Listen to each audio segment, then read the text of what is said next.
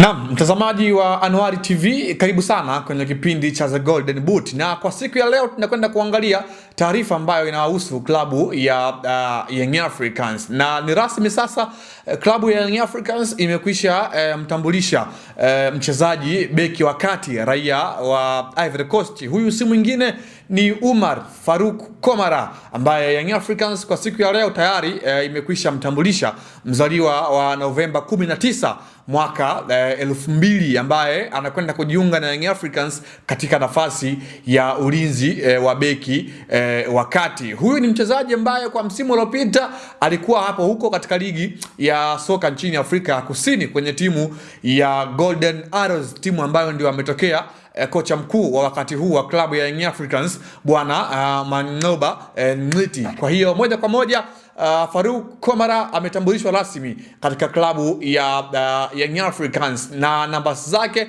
kwa msimu uliopita akiwa na Lomontville Golden Arrows alihusika katika mechi 19 za timu hiyo, ambako ni mlinzi ambaye akufanikiwa kufunga bao lolote, kama vile ambavyo nimekwambia kwamba nafasi yake ambayo anacheza ni nafasi ya ulinzi moja kwa moja. Lakini pia huyu Komara ana uwezo mzuri pia wa kutumika kama vile kiungo mkabaji kwa maana namba 6 katika lile eneo la katikati mwa uwanja. Mara kadhaa wakati akiwa na kikosi cha Lomontville Golden Arrows kwa msimu uliopita, mwalimu Mang'oba alikuwa anamtumia pia katika hilo eneo moja kwa moja. Kwa hiyo kiufupi ni mchezaji ambaye ni kiraka katika hayo maeneo mawili ambayo nimetoka kukufahamisha, kwamba beki wakati ambao kimsingi ndio eneo lake mama, lakini pia katika upande wa kiungo cha ulinzi amekuwa na ubora mkubwa wa kutumika katika eneo hilo moja kwa moja. Sanjari na hayo, ni mlinzi ambaye kabla ya kujiunga na Golden Arrows kwa misimu ya nyuma alikuwa katika klabu ya San Pedro kutokea huko nchini kwao Ivory Coast, ambako ndiko alikuwa anakipiga kabla ya kujiunga na Golden Arrows ya huko nchini Afrika ya Kusini. Umri wake ni miaka 25.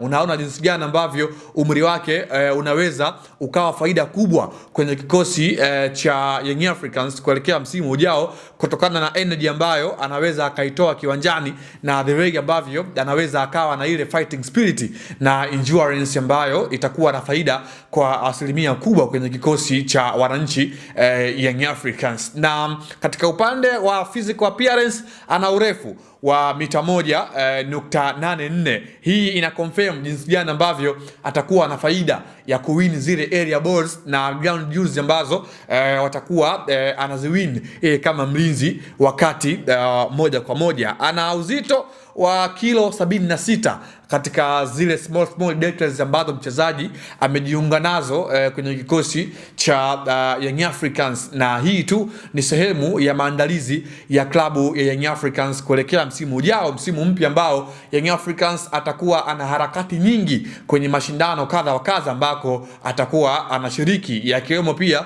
mashindano ya ligi ya mabingwa barani Afrika kwa mwaka 2026. Na Oumar Farouk Komara anajiunga na Young Africans, ambako anafanya sasa Young Africans ifikishe jumla ya wachezaji 13 wa kigeni, ambao kimsingi kuna mmoja tu ambaye ataweza kukatwa na kubakia ile hesabu ya wachezaji 12 ambao ndiyo kanuni na taratibu za ligi kuu soka Tanzania bara jinsi ambavyo inahitaji moja kwa moja. Na anajiunga na Young Africans huku katika eneo la beki wakati la Young Africans likiwa pia limeongezwa mlinzi mwingine wakati ambaye ni Mohamed Musa kutokea kwenye kikosi cha Mashujaa Football Club. Kwa hiyo ni ushindani wa namba ndio ambao utakuwepo kwenye kikosi cha Young Africans kwa msimu unaokwenda kufuatia moja kwa moja. Jina langu ni Leopold John, nikushukuru kwa wewe ambaye umekuwa nami kwa siku ya leo, ambako nimeangazia